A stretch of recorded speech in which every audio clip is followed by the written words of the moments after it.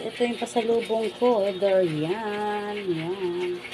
Durian, guys. Yan. Galing ano daw to, Cotabato, sabi ni ma'am. Ito. Yan.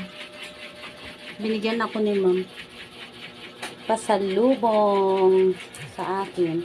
Di ko alam kung anong lasa ng durian eh. Parang medyo mapait siya. Masarap.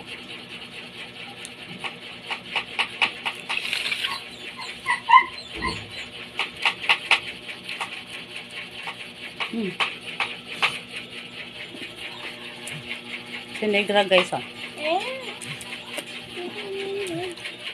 Yan. Ano? Masarap naman ang durian.